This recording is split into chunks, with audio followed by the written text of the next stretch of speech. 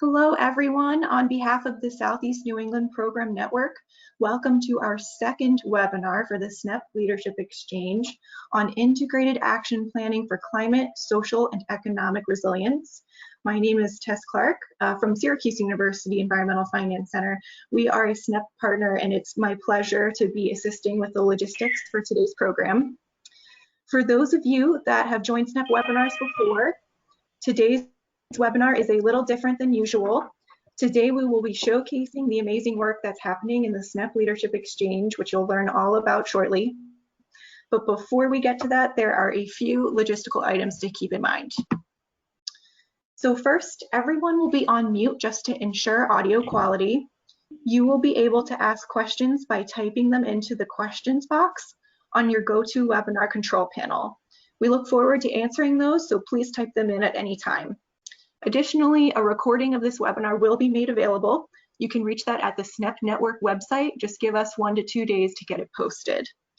And lastly, if you'd like a certificate to document your attendance today, please request one by reaching out to Leah Soloway, whose contact information is on your confirmation email. Now for a little bit about the SNEP Network. You can see a map of the Southeast New England program region here. The SNEP Network's mission is to empower communities to achieve healthy watersheds, sustainable financing, and long-term climate resilience through management of stormwater and restoration projects. This webinar series is one of the ways we strive to serve this region, and if you want to know more, you can just check out snepnetwork.org. And on that note, I'd like to hand things over to Joanne Throw. Joanne is president of Throw Environmental and senior fellow at the University of Maryland School of Public Policy. So Joanne, take it away.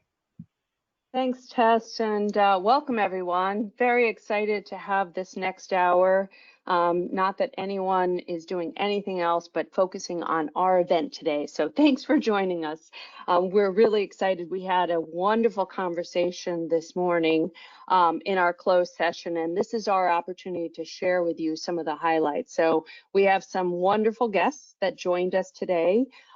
You heard, hopefully you were with us last month, but you heard a little bit about Wareham, and I'm going to reintroduce them to you shortly. But for now, let me introduce my colleagues working with the SNEP Network on the project team. I have Kyle Gray, who is with us from Rhode Island, and I have Dan Neese for the Center for Resilience Innovation. He is in Maryland, but he is everywhere and working on finance issues. So today from Wareham, representing Wareham, we have Ken Buckland. You'll hear from Ken shortly. He is the Director of Planning and Community Development. He is also the Redevelopment Authority Clerk there. From our case study communities that we invited this month, we did have Mayor Gavin Buckley, who joined our closed session this morning, but he had an emergency to attend to, and he is bringing in his colleague, Teresa Sutherland, who is the former Annapolis city manager, and she joined us this morning. It was a great conversation. You'll hear highlights from Teresa shortly. Caleb Stratton, he is Hoboken's Chief Resilience Officer and also Assistant Business Administrator.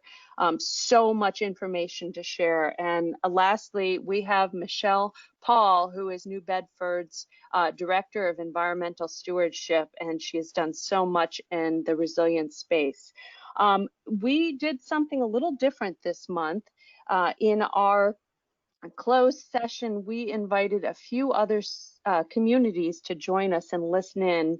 So as Tess described the SNEP network and some of the work we're doing, so we have this first leadership exchange with Wareham, but we're also working with some other communities. And so we invited them to join us to really share the ideas and the information that are generated from these leadership dialogues. So we had the town of Bourne and Provincetown on the Cape come into the conversation. So with that, I'd like to turn it over to Ken. If you go to the next slide, Tess.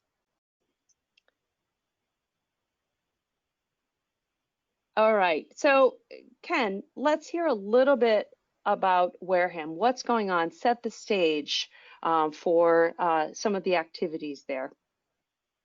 Thanks, Teresa. Great to be here. For those that aren't familiar with Wareham, we're at the head of Buzzards Bay with 54 miles of coastline. Buzzards Bay is a pretty popular recreation area. We're also at the interstate, two interstates intersect in our town, and we have growing commercial and industrial elements, but our tax base is really 80% residential. We have 24,000 people in the town year-round and double in size in the summer. We have an open town meeting, town administrator, board of selectmen form of government. Our tax rate is less than $11 per thousand. It's essentially a blue-collar town that's voted for change and improvements. We have established a redevelopment authority that has the full powers that a redevelopment authority has, but we want to leverage the change with private capital as much as possible. We see an opportunity. Through town meeting action, they've shown time and again they are open to change and improvement. And our aspirations are cataloged in the economic development strategy that was commissioned by the Redevelopment Authority. And one of our areas of action is downtown. But as typical in a classic New England community, our downtown is on the waterfront and subject to flooding and impacts of sea level change. So our opportunities are going to have to be appropriate to the demands of the environmental resources. And that's what we'd like to get the answers to, some ideas of how to approach the redevelopment of the downtown with the change that's going to be sustainable. Perfect, Ken. Thank you so much. Now, I know everyone listening to this webinar has also listened to all the podcasts that we made available. To give you a little more context and background on our communities, our invited guests. They were so well done, and you probably heard Kyle Gray's voice in there. So Kyle, I've asked Kyle to set the stage for us on the communities we've invited in to give a brief overview before we begin our discussions. So Kyle, take it away. Thanks, Joanne. All right, we can move to the next slide, Tess, if that's all right. Thank you. All right, so we're following the same model that we did with our first webinar, if you happen to attend that one. So to relate, the work that we're doing with Wareham, we're bringing in 3 different case studies. We have Annapolis, Maryland, Hoboken, New Jersey, and New Bedford, Massachusetts, 3 cities that have really done tremendous work on resilience. We're seeing a lot of overlap on how we can apply that to Wareham and how we can bring that to the broader region and across the country. So if we move on to the next slide, we'll start off with Annapolis. And so Annapolis is a pre-revolutionary community. You have a city that was colonized in the mid-1600s. So you have a lot of that, old historic and cultural charm. You have brick-lined streets, original facades on buildings. So there are, a ton of cultural and historical assets in the town. In the bottom left, you'll also see City Dock, which is the economic hub of Annapolis. You have commercial assets lining all sides of the street. It's a low-lying area with a parking lot nearby. So, that poses some environmental hazards. And we really see evidence of this going back to 2003. In the top photo, we see Hurricane Isabel, when Annapolis was just inundated with storm surge. And a storm event like this could happen, very regularly by the end of this decade. I think the stat is about 2 times a decade by 2030 that this could happen. So, we're seeing some environmental threats paired with some social and economic resilience issues. But we also see opportunities to improve resilience and to bring in, some different resilience opportunities. So Mayor Gavin Buckley and Teresa Sutherland have kind of led this charge. They have plans to raise City Dock, this downtown area, to accommodate for sea level rise. There's also plans to add in some open space and tie into this project, the Hillman Garage project, which would kind of remediate some of the parking issues by moving the parking into a garage and tie in some more open space in the downtown area. So if we move on to the next slide. So the way we're approaching these resilience case studies is looking at resilience on all 3 fronts. So we have economic resilience, social resilience, and environmental. So the environmental I already touched upon, and those are the big drivers here. Things like sea level rise, climate change, protecting against nuisance flooding and storm surge. But we also see opportunities to bolster our economic assets, everything that's lining City Dock, as well as tying in some of the social components. So whereas right now there's not a lot of open space or public access into the downtown city dock area, we see opportunities to not only bring in, different stakeholders, but also improve that public space and give the public access to the waterfront. So if we move on to the next slide, we can switch to our next case study, which is Hoboken, New Jersey. In the early 2010s, Hoboken was hit with two really devastating hurricanes within a year of each other. We had Hurricane Irene in 2011 and Hurricane Sandy in 2012. This top picture is Hurricane Sandy. That's 500 million gallons of storm surge that went into the city. And again, a Hurricane Sandy scale event could happen very regularly by the end of this decade and even further out. Hoboken's a densely populated area. It's a bedroom community of New York City. It's only about 1 square mile, and almost 60% of the community is a commuter. So that means, the transit system's being heavily relied on, and in Hurricane Sandy, 10 million gallons of stormwater inundated the transit system. So that's a huge social liability, and by bolstering this resilience, we can mitigate that vulnerability while also, working against the environmental threats and improving the economy. So if we move on to the next slide, we can see how Hoboken's done just that. So they're hitting on these, flooding and storm surge issues, touching on green infrastructure with stormwater quality, but we're also working on the economic and social fronts too. So we're creating efficiencies, we're protecting assets against flood risk, and we're minimizing economic insecurity as well. On the social front, we're working to mitigate the commuter issues, enhancing the connectivity to the waterfront. And, Hoboken's really maximizing its Rebuild by Design grant that it got from the Housing and Urban Development Department. It's resisting, delaying, storing, and discharging, the water coming in from different hazards to make for a more resilient community all around. So finally, we can switch to New Bedford. And New Bedford's right on Buzzards Bay. It's right near Wareham, and there are some significant threats that New Bedford faces that not every community is going to face. New Bedford has the #1 fishing port in the country in terms of dollar value and landings. And with that comes some economic hazards because of sea level rise and increased flooding. There could be up to 2.5 feet of sea level rise in New Bedford by 2050. And then you pile that onto the social challenges that we see as well. With this fishing community in New Bedford, we have a large immigrant population. A third of the residents speak a different language than English at home. Educational attainment's low, poverty's high, income's lower than usual. So we see a lot of environmental justice classifications in New Bedford. And so with that, we see some vulnerability, but also some opportunity to build on that and improve our resilience. So in 2018, New Bedford got the Massachusetts Municipal Vulnerabilities Plan Action Grant, and they worked on this New Bedford, the NB Resilient Plan. So that touches on 6 main focus areas, all of which are in this graphic on the bottom right. And those areas are all measured against 4 cross-cutting themes. We have things like equity and empowerment, resilience, city character, greenhouse gas reductions, things like that. And we're seeing how New Bedford is not only addressing resilience from economic and environmental fronts, but also the social front as well. So if we move on to my final slide with these case studies, again, we see we're hitting all 3 target areas. We're leveraging the strengths of our fishing port in New Bedford, ensuring that businesses continue to function amidst the environmental challenges. And we also see, how we can maximize the social areas, work with the EJ communities and the fishing industry to improve resilience and really tie everything together into one multi-hazard resilience plan. So with that, for more information on the case studies, I encourage you to listen to the podcast. We have a couple great episodes with some fantastic interviews.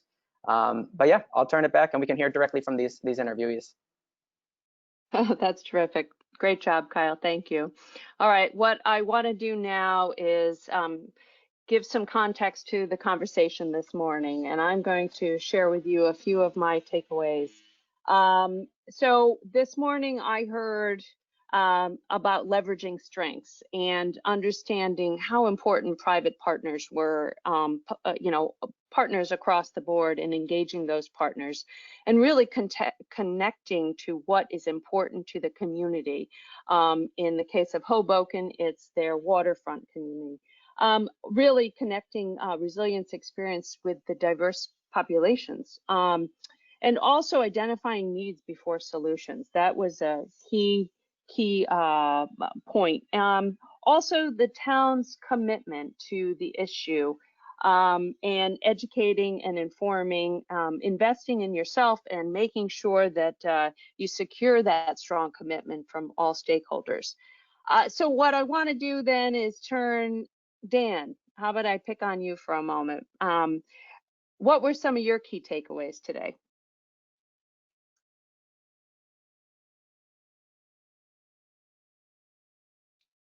Sorry, I'm trying to get my computer to work. That's okay. Well, I had a couple of things. The first was, well, there's kind of 1A and 1B. The first was the importance of having projects designed, developed, and in the pipeline ready to go within a broader context, obviously, of resilience planning, because though financing is often, well, should be very much a planned and coordinated strategic activity, a lot of times you're reacting to opportunities. So those communities, and we saw this not just in the 3 communities we were talking to today, but we saw this in other communities too in our past webinar, that those that are ready to go have a tendency to be more efficient in getting resources in place.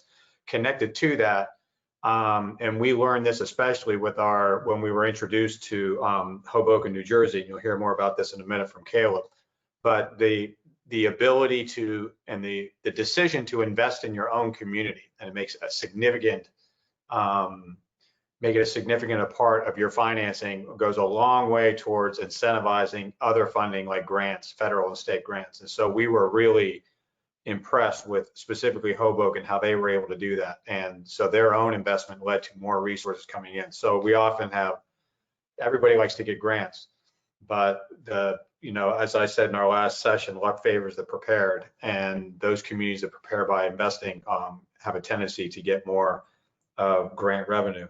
What I was mostly impressed with was how we had in the conversation this morning a community of just under 3,000 people up to in Provincetown, a community of just under 100,000 people in New Bedford, and then the other communities somewhere in between. And there is just a significant amount of innovation and strategic thinking going on in this space, and resilience, economic development, and community revitalization, and environmental restoration and protection. And it makes some sense, I guess, because these communities, when you're smaller, you don't have the same amount of resources, so you have to be very, very smart, very strategic, and we saw that. We see that in these communities. So I just came away very impressed with the capacity that they have. It was really neat to see. Thanks, Dan. Kyle, any takeaways for you? Yeah, I have kind of 2 big ones as well. So first off, I think we heard almost every community talk about how they're leveraging their strengths. And, we heard that differently in each town, whether it was working, with the public and private partners, with the county and the state, leveraging your connectivity to the waterfront. I think we heard from Hoboken, or leveraging the different resilience experiences of diverse environmental justice populations, immigrants, whoever that may be, in New Bedford. We see, every one of these communities leveraging their strengths, building on them, and then I think Caleb Stratton said it in our session this morning, really marrying those strengths to the weaknesses that each community faces.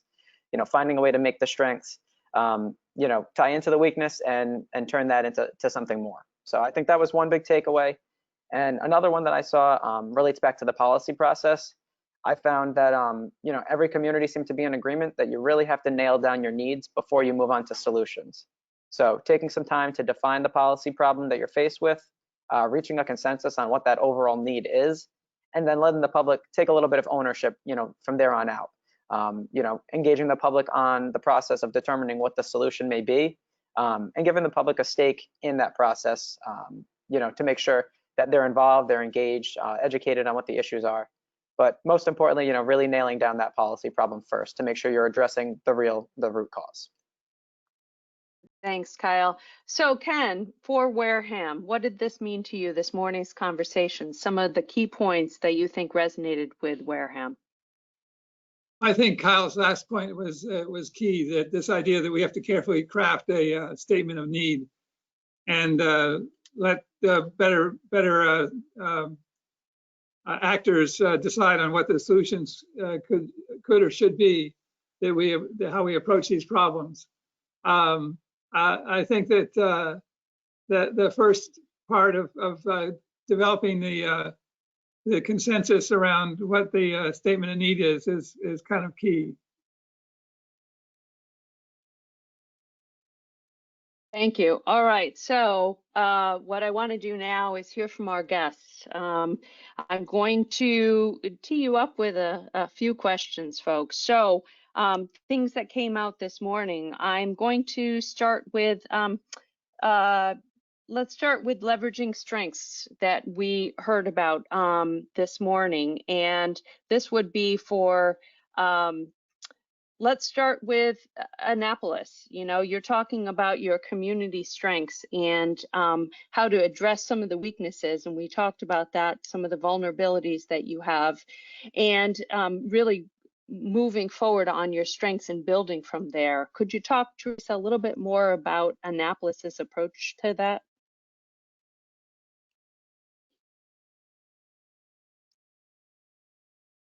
Teresa, you're muted. Sorry. There you go. That's all right. As Mayor Buckley came in, addressing resilience and city dock problems was one of his biggest priorities. The city of Annapolis has seen, I think it was a 425% increase in nuisance flooding in the last 50 years, according to NOAA, a greater increase than any place in the nation. And every time city dock floods, all those businesses close and people can't travel the streets because the streets are flooded. So that was a big priority to Gavin, but we also needed to get the financial house in order before we could do that, because you got to do the necessary before you can do the possible. So if you can't afford to take on more debt, if you can't pay your everyday bills, you're not going to be able to address your resilience problems. So we first took that step. Then as we looked at what we wanted to do at City Dock, we knew that we needed to address environmental issues. We knew there were economic issues. And rather than dictate the solution, we identified the problem. We then brought in, formed a City Dock Action Committee to try and come up with what are the concepts of how do we want City Dock to look? What do we want City Dock to be, without saying how we were going to get there? Just what do we want it to be? And then the third component was we partnered, and these partnerships were vital to what we're doing, with the Naval Academy, with the federal government, FEMA and MEMA, with the state government, and with Anne Arundel County. And we got statewide legislation passed to enable counties and municipalities to form resilience financing authorities. And by partnering with the county, we hope to do that, to do resilience projects both in the city and the county that are beneficial to all of our residents. One of the weaknesses of the city is it has very limited revenue streams. 70% of our revenue is from property taxes, and the taxpayers are not going to tolerate us raising property taxes enough to pay for a $50 million project at City Dock. So it was very important for us to partner to go with this resilience financing authority that will allow a multitude of different financing sources that we potentially can tap into with the county, who has broader authority on different revenue sources. So the partnerships were very, very important. Reaching consensus on the need, reaching consensus on the concept of where you wanted to go without dictating how to get there, I think were very important to our success so far. Thanks, Teresa. Okay, Caleb, I'm going to ask you this question. So we started talking about commitment, and there's a certain level of commitment that's needed of a town or a city, investing in yourself and securing that strong commitment, right? You've been so successful, Hoboken has been so successful at pursuing and acquiring grants, also looking at different financing streams. But my question for you is, so what kind of commitment is necessary from the town or city to pursue a more comprehensive resilience initiative? What does a town need to do and be willing to change in order to invest in their community on resilience? I think the important thing is to agree on what the challenges that the community faces are. So an example of that would be, for Hoboken, 75% of our community is in the coastal floodplain. And that equates to about $7.8 million in payments to the flood insurance, National Flood Insurance Program, over 9,800 policies. But if you were to take a step back and look at our total rateable base, it's about more than $2 billion in assets that are in the floodplain. So we may not agree on what is necessarily, or members of the community might not necessarily agree on what's driving change or what the appropriate actions are to address, but the cost of inaction is extraordinarily high. And so we presented information that looked at different areas and different investments that we can make, recognizing that hospital, fire stations, substations, housing authority, and both commercial and residential assets are in the floodplain. So to take, and moreover, Hoboken is a city that was built more than 100 years ago. So we have aging infrastructure in the floodplain. We have historic properties. So we agreed that we needed to address resiliency and reduce risk. And we coalesced around a comprehensive water management strategy rather than all those different interests heading in different directions, with the goals of reducing insurance costs that aren't an active investment in the community, that's money from the community going outside of the community, and invest in assets that improve social, economic, and ecological health of the community. And so that's what I think was one of the important places to start, is to come to common points of understanding and agreement. And then once you have that, you can begin to articulate a vision. Once you have a vision, you can begin to articulate a plan. And then once you have the plans, you can put them into designs, and designs lead to financing and projects. And it's been 8 years for us, really 8 or 9 years for us. So it takes time. Thanks, Caleb. So Michelle, question for you. So we talked about environmental justice a little bit this morning, the social aspect of resilience. And, New Bedford is just such an amazing, diverse community, so much going on there. But you spoke about meeting people where they are, in the community, and leveraging the strengths of an environmental justice community. So you are really good in your climate resilience plan in engaging all aspects of the community. But we know that that's not always easy to do, right? And sometimes, tying all the co-benefits of resilience and making sure that all voices are heard, that some communities find a struggle with that. So I'd love for you to be able to speak how to integrate the economic and the environmental, the social aspects, and how you're proceeding with that with New Bedford. Yeah, it's, definitely people need to survive before they can thrive. And a lot of the folks in the environmental justice communities are really struggling just to get by day after day. Especially with this pandemic, it hit our environmental justice communities very hard, because you've got sometimes multi-families living in one living unit. Certainly hard to quarantine or socially isolate. A lot of people are working in industrial settings where they can't always socially distance. So it's been very difficult, and the language barriers don't help either. So it's one thing for the city to complete resilience projects with our infrastructure, and sometimes it doesn't translate to the people in the communities. So really being able to listen to our vulnerable populations. A lot of our immigrant communities, they have already been climate refugees. Some came from Puerto Rico, some came from Cape Verde, some came from South America. So we've got a lot of great culture. and a lot of great things to learn from folks and how they have already survived climate changes. Our fishing industry, our frontline work, you know, we have the #1 fishing port in the nation, as Kyle had said. So that's very important to our identity. That's very important to our economy. But our frontline workers have already seen a lot of the impacts of climate change with species migration.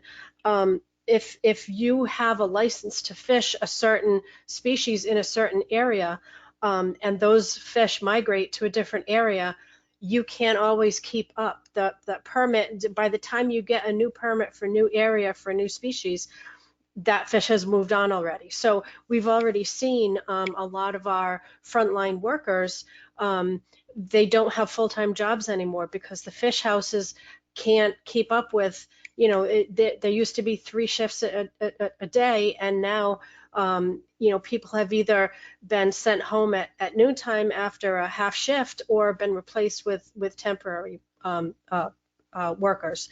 A lot of our folks in the urban core, they struggle more with you know, heat waves than most of us do, because they're in a tenement house that was probably built in the 30s around industry, and the home may not either have central air conditioning, maybe the windows are not structurally able to hold a unit air conditioner, and a lot of folks can't afford the air conditioner or the power to run it.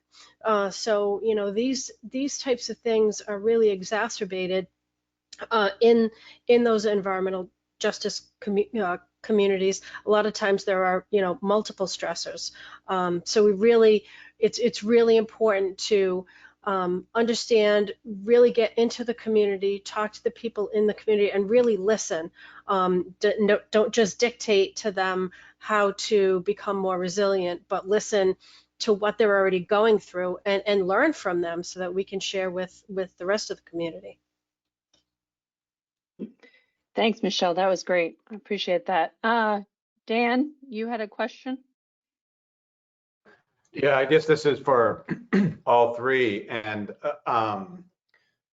well, quite simply, I'm wondering what you envision the current economic crisis, which, you know, could go on for some time, since it's directly linked to something completely out of our direct control, which is the COVID crisis, how you see this impacting your decisions as it relates to resilience, especially your financing and funding decisions related to resilience, and if it's causing you to step back or you see the even greater need and so you're trying to ramp things up. Just specifically, how do you anticipate being impacted moving forward? We could start with Caleb and then Michelle and Teresa. So I'm glad you asked this question. It's been so the first thing I did when I went into the acting business administration position is I handed out layoff notices to 550 employees, because in civil service we have to notice every person, even if they're in a different union. And we ultimately laid off 30 municipal employees in May. And we have a $118 million budget, and we undershot that by about $8 million this year. And we had a municipal tax increase of 7.8%, which is the highest in the last decade. And we have not gotten clear guidance on, you know, how we're going to address this next year. But I expect that we're projecting that our fiscal position will be worse next year because of a number of different factors. But you know, we collect a lot of our budget is balanced through parking revenue and other revenue streams that I think are more fragile than not right now. So that is important because our resilience projects are, for the most part, outside of our traditional budgetary processes, because we're funded through our open space tax or through grants or through federal federal awards. But the reason why I'm concerned about it is because I think that we have a 14% pension contribution increase next year, and our year-over-year healthcare costs. And if you look at our total budget, like 75% of our budget is just police and fire salaries and those other long-term obligations. So our layoffs were cut from the smallest sector of the pie, and that smallest sector is where our professional staff is, where we have discretionary spending in engineering, where we have legal contracts. So I think that it is going to slow down and in some cases stop the progression of our project. So for an example, we did a $12 million project in Southwest Hoboken that was a surface park, and it had 200,000 gallons of subsurface storage. We were in eminent domain proceedings to acquire the property adjacent to that, which we have stalled because the council has provided direction and the mayor has, we have minority basically on the council that supports the mayor. So we don't have support for legal contracts, acquisition costs. They're not willing to obligate funds towards certain projects that reduce flood risk. Basically, like, this COVID-19 has shifted from resilience is the most important thing that we have to address in the community towards do what you've already started, but manage our finances better. And it's a pretty difficult, municipalities are in a really difficult position. And but for CARES Act V2, or I think that New Jersey has authorized revenue loss. We can bond for revenue loss, but that's not a fiscal strategy that I support or recommend. So there's going to be a lot of belt tightening, and I think it's going to be worse next year than it was this year. And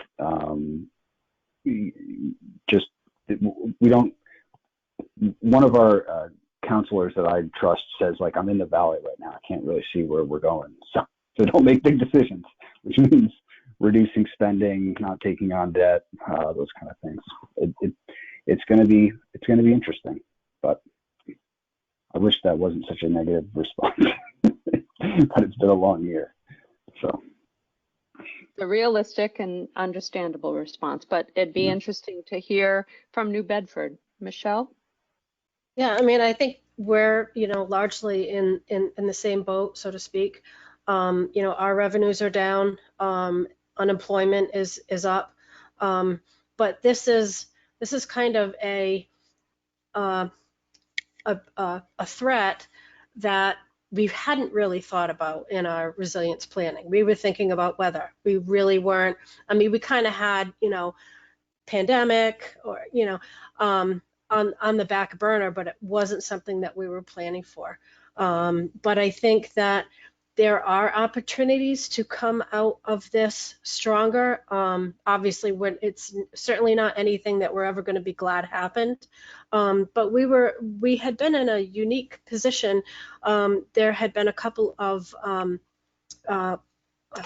elderly housing homes that had gone under a couple of years ago, and the city was able to acquire those properties to set up COVID recovery centers. So, we were able to take that negative that happened a couple of years ago and see the opportunity to help us out in this, in this current environment.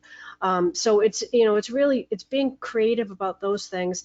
It's harder for me to keep up with what other departments are doing because I'm working remotely. We're all working remotely. There are only a couple of city departments that are open on a very limited basis. So it's harder that way. It's much better to understand what the other departments are doing, so that way when opportunities do come along, then you can leverage the other work that the other departments are doing as part of the project to kind of show that you're putting skin in the game. But I think we are getting better at the working cohesively while apart. That's great. Thank you. Teresa? Yes, so I'm at a little bit of a disadvantage in addressing this because I left the city 9 months ago. My last day was January 31st, right before COVID hit. What good timing I had. But a lot of the city, so as I said, 70% of city revenue is from property taxes. That's a weakness in that you only have one good revenue source, but it's also a strength. It's a very steady revenue source. Here, assessments on residential are increasing, but we don't know where the commercial assessments are going to come in. We also rely heavily on the tourism industry. It's probably our biggest industry. So parking revenue and hotel taxes are non-existent, and we have about a $3 million budget hole for fiscal year 21 that's going to be worse in 22 unless we can bring our recurring costs down to match our recurring revenues. Fortunately, in those first 2 years of Gavin's term, we were able to bring structural balance to our budget and have enough in reserves that we were just getting to a AAA almost bond rating, but a AA plus with a positive outlook. We were moving in the right direction. So going into COVID, we were in a good place, which is a strength that we had. But when we looked at doing City Dock, part of it was, hey, we've got a parking garage. A parking garage generates revenue. And let's put this on the tourists. We'll use hotel tax to pay for it as a possible revenue source. Well, parking and hotel taxes are non-existent right now. So I can't really say where we are moving forward. I can't imagine that it will move as quickly as it otherwise would have if COVID hadn't hit. And it will also give us opportunities to explore other revenue sources. I know there was talk about selling fiber optic. What are the other ways we can do this? Because hotel taxes and parking taxes might not be as reliable as we always thought they were. So it's definitely an issue. Thanks, Teresa. I welcome questions. Oh, Ken, go ahead. Just because there are a couple of things going on that affect what we're trying to accomplish as well. One is that the residential demand has not slowed down, and in fact has started to increase a little bit in terms of the value of residential development. And that comes from, I believe, the migration of people out of urban centers to the more rural areas. And we're not rural at all in any real sense of the word, even though we have a great cranberry industry. But we're more suburban, and we become an attractive location for escaping crowded centers.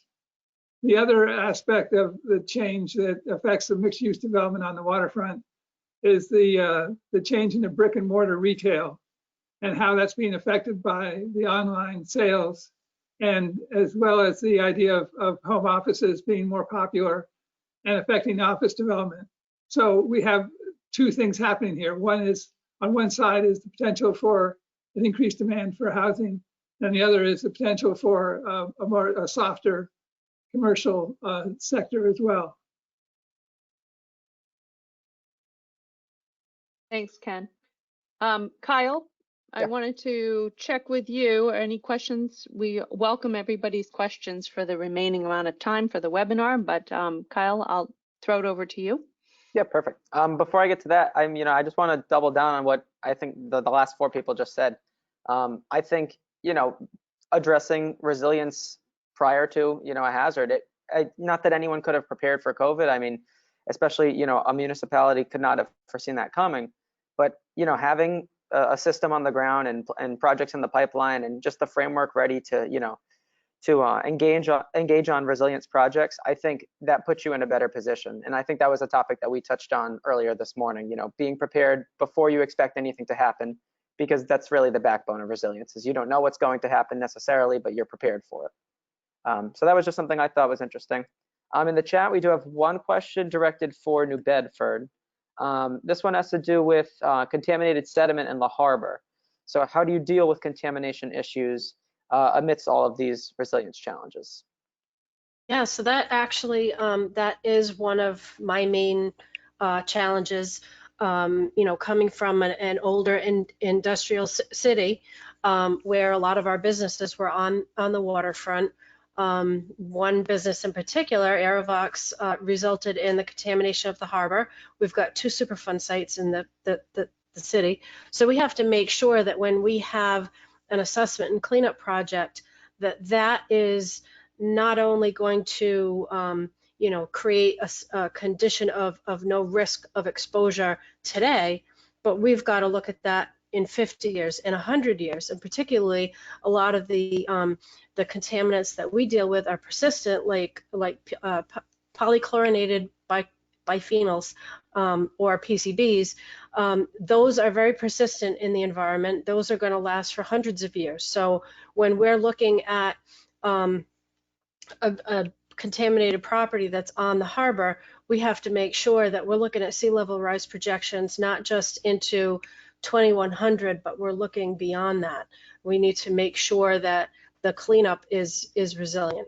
There were a couple of cases I know of areas more on the south shore of Massachusetts or on the eastern side where they really got slammed by nor'easters about 3 years ago, and there were a couple of properties that had been capped, and because of the nor'easter and the velocity with which they got hit, they really had an issue. There were a couple of contaminated properties where the cap was undermined, and they had to go back in and re-clean up.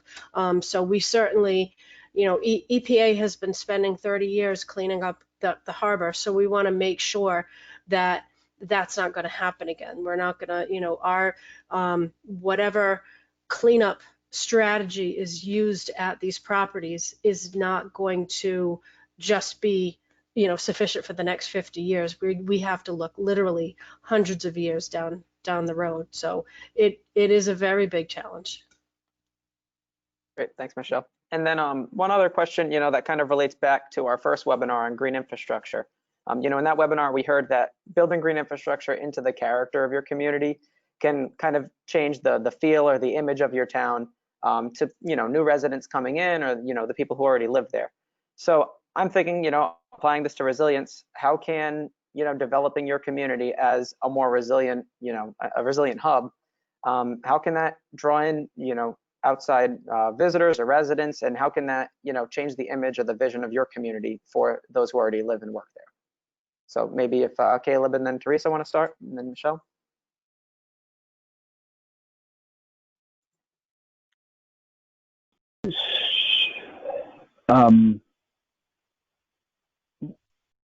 I think that the simplest way to answer that is, Teresa had made a comment about getting your house in order before taking on additional measures, but for the investments that we've made, I don't think that we would have had our house in order. So it's we want to continue to support our business community, our residences, and to do that, we have to address the impacts of climate change and adapt to almost all of our city systems in a comprehensive and thoughtful manner. So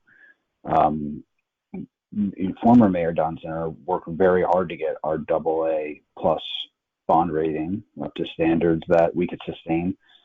And for us to do that, we need to have a coastal flood risk reduction strategy, a rainfall flood risk strategy, a storm sewer separation strategy, a bulkhead, replacement and improvement strategy. And so those things are what I would argue underpin all the other economic and social standards that we have in the community. So it's comprehensive, but it also pervades every city department, all of our projects. I think that it was Michelle was saying one thing that we have been successful in doing is layering projects. So if we're doing a road project, how do we make that a resilient project? If we're doing a water main project, how do we make that a resilient project? And adding little pieces, whether that's green infrastructure and bump outs to reduce crossing distances, or if it's actually laying conduit to as a piece of city-owned infrastructure, since we already have the road open, or if it's providing concessions in spaces that were previously underutilized. So I think that there's a lot of ways to add value to projects and to do it with a resilient focus. Caleb, I had to step out for a minute. I only heard the last part of the question. Could you repeat the question, please? Absolutely. Yep. So, yep. In our first webinar, we heard a lot about building green infrastructure into the character of a city to, draw in new residents or to just improve the vision of your community, the image of your community to outside residents or visitors. So, how do you think resilience can do that? How can it change the character of your community and, change the overall feel for visitors, residents, business owners alike? Right. So the city of Annapolis, sometimes described as a tale of two cities. We have a very wealthy population, and we have a good portion of our residents are living in poverty. They live in public housing. We have a large amount of public and subsidized housing. And so one of Gavin's visions, Mayor Buckley's visions, is one Annapolis. And so we have redevelopment of these public housing projects coming up. One's recently demolished and being redeveloped, and there will be others coming up in the next 5 to 7 years. Some of those communities are on the waterfront, yet the people don't have access to use the water and so as we do projects with the Housing Authority, which is actually a separate entity from the city, we are looking at incorporating resilience, environmental enhancements, environmental protection, access for our residents who right now don't have access. And then in addition, for City Dock, as we look at City Dock and Hillman Garage, we're also looking at transportation. Can we reduce parking by enhancing transportation? If we enhance transportation, that's going to benefit our most vulnerable residents, because when resilience hits, it's your most vulnerable residents that you need to help the most. And so as our capital projects are planned, we've developed a resilience plan. We're considering what those things take and how we can build that into each capital project that we undertake.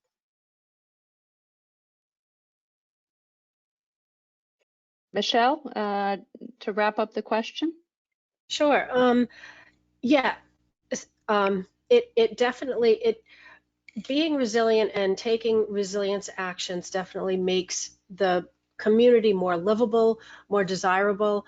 Our economic development director used to just accuse me of just trying to scare him with the whole climate change thing. But then as the different departments and as he realized that there actually are opportunities to be had here, because a business is going to want to relocate and a family is going to want to relocate to a community that is out in front of something.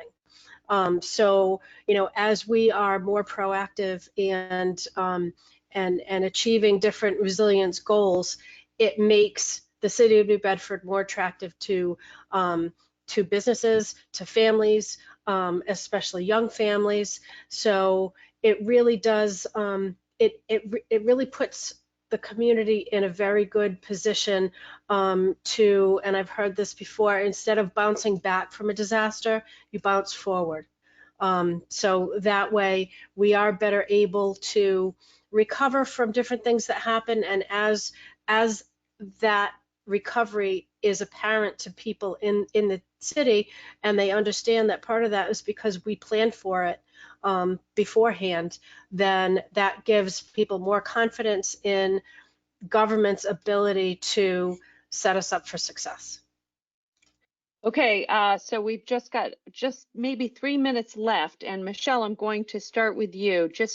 We ended our morning session with a takeaway, just a key takeaway quickly from what you could share based on New Bedford's experience with Wareham and other communities. Sure. One key takeaway. All right. That's tough. I think it's just getting everybody to realize that that it's not a chore to be resilient. It's going to save money in the long run. It is forethinking, and it is just rebuilding better and really making sure that we look at our actions with that equity lens to make sure that we're bringing everybody along with us. Perfect. Okay, Caleb, how about you?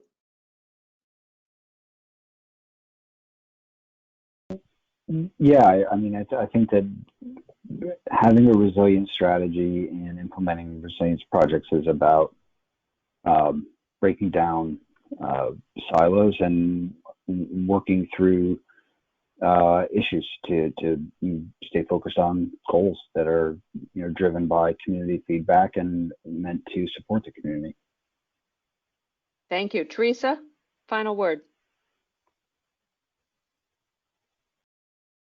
I would say my takeaways are think broadly. Think broadly because there are zillions of alternatives out there. And let others bring some of those alternatives to you and be open-minded about them. And I really liked what Caleb said this morning about avoid constituent groups coalescing around a common point of opposition. You've got to build consensus and partnerships in order to have people buy in to what you're trying to do. And just one more thing that kind of touched on our last thing about the bond rating agencies. I think one of the reasons we got our positive outlook is that they like that we know resilience is a problem, that we're dealing with resilience, that we have a plan, and that when our downtown and our community is resilient, everybody is resilient. So I think those partnerships and just being very broad-minded in solutions is going to be helpful. Great way to end this. So for Wareham, we have given you a lot to think about, but we are continuing to give you quite a bit to think about. As our next webinar on December 2nd, we will be covering waterfront revitalization and redevelopment. So we have Boston, Chattanooga, and Burlington, Vermont joining us. So I hope everybody registers. And then the last one will be January 6th. So we've got a great feedback to already offer Wareham. Ken, I hope today was useful for you. I want to thank all our guests. You guys were wonderful. And thanks for everybody joining in this conversation this afternoon. Thanks. Have a great rest of your afternoon. Bye, everyone. Bye. Stay Thank well. you.